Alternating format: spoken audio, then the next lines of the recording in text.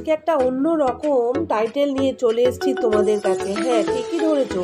শুধু বৌমারাই যে শ্বশুরবাড়িতে কাজ করতে বাধ্য হয় তা কিন্তু নয়, জামাইরাও কিন্তু শ্বশুরবাড়িতে এসে অনেক কাজ করতে বাধ্য হয়। কিন্তু কেন কেন আমার হাজবেন্ডকে শ্বশুর বাড়িতে এসে আমি এত কাজ করালাম, কেনই বা তাকে এত কাজ করতে হলো, সেইটা নিয়ে ব্লগে আজকে সব কিছু তোমাদের শেয়ার করব। কি ঘটনা ঘটেছিল, কি হয়েছিল, তাই নিয়েই তোমরা দেখতে থেকো, সঙ্গে থেকো। তোমাদের সকলকে অনেক স্বাগত আমার ব্লগে।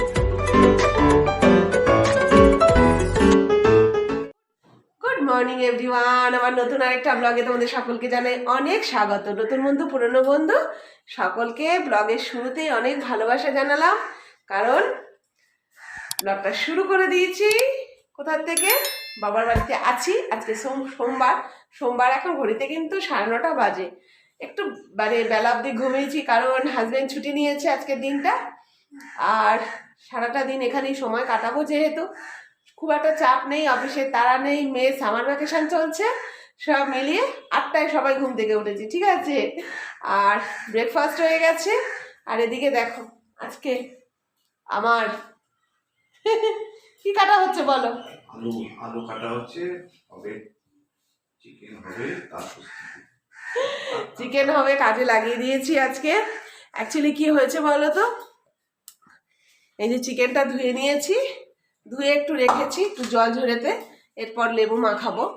ব্যাপারটা হয়েছে, আমি তো কালকের ব্লগটা যারা দেখেছো, তোমরা দেখেছো যে কালকে শ্বশুরবাড়িতে যেহেতু শনিবারে ঝড় বৃষ্টি হয়েছিল, শ্বশুরবাড়িতে প্রচুর যে উঠোনটায় ময়লাপাতি ছিল সেগুলো সমস্ত ঝাড় দিয়ে পরিষ্কার করে বাড়ির সমস্ত বাসি কাজ সেরে আবার এখানে 9:30টার মধ্যে ঢুকে জল তুলেছি, এইবারই পরিষ্কার করেছি, রান্না করেছি, এবারই ঘর দুয়ার মোছা। ও খানিকটা হেল্প করে দিয়েছে, মিথ্যে বলবো না, ও অনেকটাই হেল্প করেছে, কিন্তু করতে তো হয়েছে। তারপরে অসহ্য বিকেলের পর থেকে কোমরের যন্ত্রণা, আমি আর পারছিলাম না, যার ফলে আজকে সকালে উঠতেও দেরি হয়েছে। হাজবেন্ড বললো তো কোনো যখন তাড়া নেই, শুয়ে থাকো, একটু রেস্ট করো, শুরু হলেই তো তোমার আর সারা দিন কাজ চলতে থাকবে, আর আমি তোমাকে যতটা পারবো একটু হেল্প করে দেবো। আবার আমাদের একটু বেরোনোর আছে, জানি না যদি সব সংসারে কাজকর্ম সময় মতন কমপ্লিট করতে পারি, তাহলে হয়তো একটু বাইরে যেতে হবে, কিছু অফিসিয়াল কাজ আছে যেটা এই বাড়ির থেকে যেতে সুবিধা হয়, কাছাকাছি পড়ে। সেই কারণে ও বলছে যে এসছি যখন এত কাছে, চলো, তবে দেখি কোমরটা কেমন থাকে, যদি পারি যেতে তো যাব। তো চলো, দেরি করবো না, রান্না বান্না শুরু করে দেওয়ার সঙ্গে থাকো, দেখতে থাকো। আর যারা প্রথমবার আমার চ্যানেলে এসেছেন, অনুরোধ হলো ব্লগটার সাথে থাকবেন, পাশে থাকবেন, ভালো লাগলে চ্যানেলটাকে অবশ্যই সাবস্ক্রাইব করে নেবেন। তো মিশন রান্না। তো বন্ধুরা দেখো, আজকে মানডে, বললামই তোমাদের চিকেন হবে, চিকেন আর রাইস এই দুটোই হবে আজকে। অন্য বিশেষ কিছু রান্না করছি না, কারণ এখানে আমরা মাত্র 2 দিনের জন্য এসেছি, আর আজকে সোমবার বিকেলেই যেহেতু আমরা বাড়িতে ফিরে যাব, তাই বিশেষ কিছু রান্না করছি না, কারণ এখানে এক্সট্রা অনেক কাজ থাকে। আর সত্যি কথা বলতে আমার এই বাবার বাড়িটা আমার কাছে এতটাই প্রিয় যে এখানে আসার পরে আমি সবসময় চেষ্টা করি, আমি এখানে না থাকার ফলে, যে দেখো এখানে তোমাদেরকে ভয়েস দিতে দিতে মেয়ের সঙ্গে এই মুহূর্তটা আমি এতটা মজা করলাম। মাঝে মাঝে আমি এরকম করি, অফ ক্যামেরাও করি, আজকে ক্যামেরা সবটাই উঠে গেছে, তোমাদেরকে দেখিয়েও ফেললাম। মেয়ের সাথে আমার নানান রকম খুনসুটি চলতে থাকে। আর দেখো ওদিকে মিক্সারের বাটিটা অনেকদিন ব্যবহার হয় না, তো ব্যবহার না হওয়ার ফলে কি হয়, সব জিনিসগুলোই কিন্তু একটু এলোমেলো হয়ে যায়। দেখো মিক্সিটা তাও চলেছে, কোনো অসুবিধে হয়নি, একটু আটকে যাচ্ছিল, এখন ঠিক হয়ে গেছে। তো এবার মাংসটা ম্যারিনেট করে রেখে দেবো, তারপরে বেশ কিছু কাজকর্মও করতে হবে। যেটা বলছিলাম তোমাদের, বাবার বাড়িতে না অনেক কিছু পরিষ্কার পরিচ্ছন্ন থাকে, যেহেতু অনেক দিন বাদে আসি, বাড়িঘর দর ময়লা হয়ে থাকে, ধুলো হয়ে থাকে। কিন্তু এইবারে আমি আর কিছুই করে উঠতে পারলাম না, যেহেতু শনিবার ঝড়ের ফলে রবিবার সকালে শ্বশুর বাড়িতে প্লাস বাপের বাড়িতে রবিবারে এলাম, আসার পরে যা যা করেছি, যদিও যারা নতুন বন্ধু আমার ওই ব্লগটা যদি এখনো না দেখে থাকো, আমি এই জায়গায় আই বটনে লিঙ্কটা দিয়ে দেব। প্রচুর কাজ করতে হয় আমাকে দুটো বাড়িতেই, এত পরিশ্রম যে আমি মাঝে মাঝে খুবই পরিশ্রান্ত হয়ে পড়ি, খুব শরীর খারাপ হয়ে যায়। যেমনটা আজকে সোমবার থেকে যে আমার শুরু হয়েছে, হয়েছে, স্টিল আমার শরীর খারাপ কিন্তু অনবরত চলছেই। দেখো মাংসের আলুগুলো প্রথমে একটু ভেজে নেব। আজকে কিন্তু ওয়াটারলেস চিকেন একদমই করব না, কারণ ওয়াটারলেস চিকেন করলে একটু চিকেনটা কষা কষা একটু রিচ রিচ হয়, কিন্তু যেহেতু গরমটা প্রচণ্ড পড়েছে সেহেতু কিন্তু আমি কয়েকটা দিন ধরে চিকেনের লাল ঝোলই করছি। তবে হ্যাঁ, টকটকে লাল করার জন্য যে পরিমাণ গুঁড়ো লঙ্কা লাগে আমি ততটা গুঁড়ো লঙ্কার ব্যবহার করি না, সামান্য একটু দিই, আর বেশিরভাগটাই কাঁচা লঙ্কাতে করি। তো এইভাবে কষিয়ে নিচ্ছি মাংসটাকে। কষিয়ে কিন্তু পাশে জল গরম করে নিয়েছি, গরম জল কিন্তু ওতে ঢেলে দেব। তো দেখো এখানে তো মাংসটা মোটামুটি কালার এসছে, তোমরা দেখে বুঝতেই পারছো মাংসটা আমি খুব বেশি রিচ করিনি। তো দেখো ওই পাশের ওভেনে আমি একটু বাটিতে গরম জল করে নিয়েছি। আমি সবসময় চেষ্টা করি এরকম ভাবে করতে। রান্না বান্না বসে গেল, বাইরের রোদটা দেখো। আর ওই যে মেয়ে কোথায় দেখবে, মেয়ের সাইকেল, এই সাইকেলটা এখানেই থাকে, কারণ ওই বললাম ওই বাড়িতে তো রাখার জায়গার একটু প্রবলেম আছে। তো আগে মাঝে মাঝে এসে থাকতাম বলে সাইকেলটা নিয়ে এখানে চলে এসেছিলো। আর এখানকার রাস্তাঘাট ভীষণ শান্ত নিরিবিলি, তো এখানেও ভালো সাইকেল চালাতে পারে। তো এই সকালবেলা এক রাউন্ড চালানো হয়ে গেছে। ওই সকালবেলা পড়া করলো, পড়া করে একটুখানি বেরিয়েছে বন্ধুদের সাথে খেলতে। বেশিক্ষণ পড়েনি, এখন কটা বাজে দেখো, 11:10।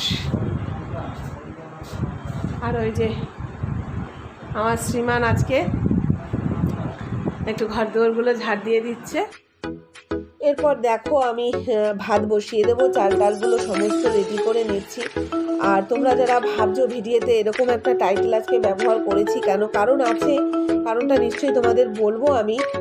অ্যাকচুয়ালি রবিবার দিন সকালবেলা থেকে খুবই শরীর খারাপ। তোমরা আমাকে যে কাজ করতে দেখছো, আমি ভীষণ মানসিক দৃঢ়তা আমার প্রচণ্ড বেশি, সেই কারণেই আমি অনেক শরীর খারাপ নিয়েও কাজ করতে পারি। কিন্তু যেহেতু রবিবার অনেক পরিশ্রম করেছি, তাই এই বাড়িতে কিন্তু আমি পারছিলাম না। সকালবেলা শুরুতেই দেখলে তোমরা, হাজব্যান্ড আমাকে সবজিগুলো সব বসে বসে কেটে দিয়েছে। আর যেহেতু ও আজকে ছুটি নিয়েছে, সেহেতু ও বললো যে মানে আমাদের ঘরগুলো তো বাবার বাড়িতে ভীষণ বড় বড় ঘর।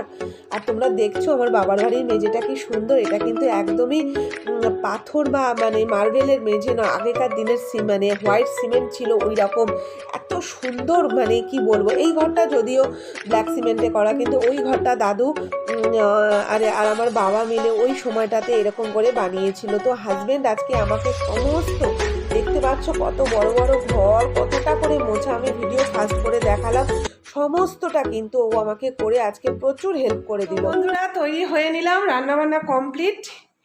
এখন যে কাজটায় বেরোবো বললাম, কাজ করব, আসবো, স্নান, পুজো, অনেক অনেক কাজ। আমার ব্লগে শুধু আমাকে দৌড়াতেই দেখবে, কি ওই বাড়ি কি এই বাড়ি, শুধু ছুটে চলি সারাক্ষণ। আর তোমাদেরকেও ছোটাই আমার ব্লগের মধ্যে দিয়ে, তাই তো? চলো দেখো কোথায় যাচ্ছি, সঙ্গে থাকো, দেখতে থাকো। মাস্ক নিয়েছো? চলো। ভীষণ রোদ।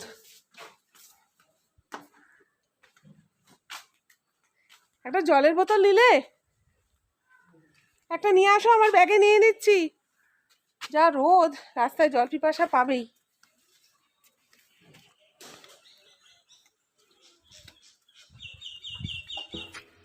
তো দেখো আমরা এখন চলে এসেছি, মানে আমাদের কাজ কমপ্লিট হয়ে গেছে। পোস্ট অফিস, সেটা হচ্ছে বাটানগর পোস্ট অফিস, যেটা ডাকঘর বলি আমরা, এটা আমাদের বাটানগরেই আছে। তো এখানে আমরা এসেছিলাম। তো এখানে কাজকর্মগুলো আমরা সেরে বেরিয়ে পড়ছি। প্রচণ্ড রোদ উঠেছে, রোদের মধ্যে বেরিয়ে পড়লাম আমরা। আমার হাজবেন্ডও আছে। কাজটা আমাদের কমপ্লিট হয়েছে, পরিশ্রম করে আসাটা কিন্তু সাকসেসফুল হয়েছে। তো এই জায়গাটা থেকে বেরিয়ে এরপর দেখো মেন রোডের দিকে চলে আসছি। আমি তোমাদের বরাবরই যখনই রাস্তায় বেরোই, রাস্তাটা আমি একটু শ্যুট করি, তোমাদের দেখানোর চেষ্টা করি। তো দেখো এই সময় আমি একদমই কথা বলিনি, কথা বলার মুডেও ছিলাম না। যে পিছন দিকটা দেখছো, পিছন দিকটা হচ্ছে বাটা ফ্যাক্টরি। আর আরেকটা দিক তোমাদের দেখাই, এত সুন্দর। তো ব্যাগের মধ্যে আমি করছি যে বইটা, পোস্ট অফিসের যে বই, সেটা ঢুকিয়েছি কিনা। আমাদের বাটানগর পোস্ট অফিস, এখানে কিছু কাজ ছিল, থাকে সবার থাকে, আমাদেরও ছিল। আর এই যে এইদিকে হচ্ছে বাটা মোড়, আর এদিকে হচ্ছে বাটার ফ্যাক্টরি। চলো বাড়ির দিকে যাব। প্রচণ্ড রোদ। আম কত করে দেখো না, অল্প করে আম নিয়ে যাই। তো আমাদের চোখের সামনে এই আম দেখাতে আমি তো একদমই থাকতে পারলাম না। আমের রঙগুলোও সুন্দর আর আমগুলো ভারী, দেখতে ভালো লাগছিল। আর আমাদের জাতীয় ফল আম, পাশে রয়েছে আমার মেয়ের জন্য অতি প্রিয় লিচু। যাই হোক, এই জায়গাটা এসে নিজের মনের ইচ্ছেটাকে আমি কন্ট্রোল করতে পারলাম না, নিয়েই ফেললাম আম লিচু। তো এইটা নিয়েই বাড়ি ফিরবো। বলেছি রিক্সায় এসছি, আর রিক্সায় প্রচণ্ড রোদ আর হাঁটা যাচ্ছে না। আম নিলাম, লিচু নিলাম। চলো।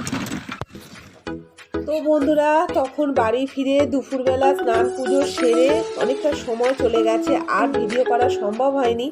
এবার চলে এসেছি সোমবার বিকেলবেলা এই উঠোনটায় একটু পায়চারি করছি, একটু হাঁটাহাঁটি করছি, কারণ ভীষণ ভালো লাগে। আবার কবে আসবো, তাই নিজের জন্মভিটে এই জায়গাটাতে একটু নিজের মতন করে 5টা মিনিট সময় কাটাচ্ছি, কারণ মেয়ে এই সময় ঘরে নেই। মেয়ে গেছে ওর বাবার সঙ্গে একটু সাইকেল নিয়ে চালাতে। আমাদের এখানকার রাস্তাঘাট খুবই সুন্দর, ভীষণ নিরিবিলি শান্ত পরিবেশ। তো সেখানে মেয়ে চলে গেছে বাবার সঙ্গে, আর আমার বাবাও একটু আশেপাশে হাঁটাহাঁটি করছে। আজকে শ্বশুরবাড়িতে হাজবেন্ডকে দিয়ে আমি অনেক কাজ করালাম, আর সেই ভিডিও আজকে শেয়ার করলাম। সন্ধ্যা হয়ে এসছে, এবার সন্ধ্যা দেব। সন্ধ্যা দিয়ে নিজেদের বাড়ির উদ্দেশ্যে আজকে বেরিয়ে পড়বো। পড়ে থাকবে রান্নাঘর, পড়ে থাকবে সমস্ত ঘর দোর ফাঁকা। আবার কবে আসবো জানি না।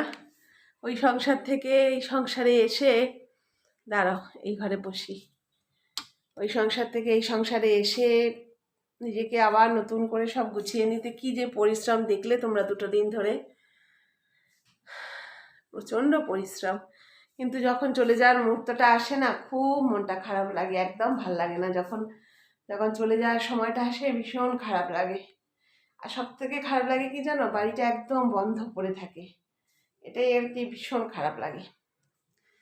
মেয়ে তো বাবাকে নিয়ে একটু সাইকেল চালাতে গেছে, আমার ইচ্ছে ছিল তোমাদের একটু দেখাবো, ও সাইকেল চালাচ্ছে, দেখাতে পাচ্ছি না, ও অনেকটা দূর চলে গেছে। এখানে প্রচণ্ড গরম লাগছে। বাবার বাড়িটা পশ্চিম দিকে, রোদটা বিকেলে এত, এই দিকটা পশ্চিম দিক, এত পশ্চিমে রোদটা পড়ে দেওয়ালে কি বলবো। আর এই যে এগুলো কে ভালোবাসো খেতে বলো, আমি বলি নল পাপড়, নলের মতন। আমি সে স্কুল লাইফে খুব খেতাম, আর এখনও। আর ঘুগনি আমার খুব প্রিয়, মশলা মুড়ি এগুলো আমার খুব প্রিয়। আমি চাউমিন বাদ দিয়ে ওগুলো খেতে পারি।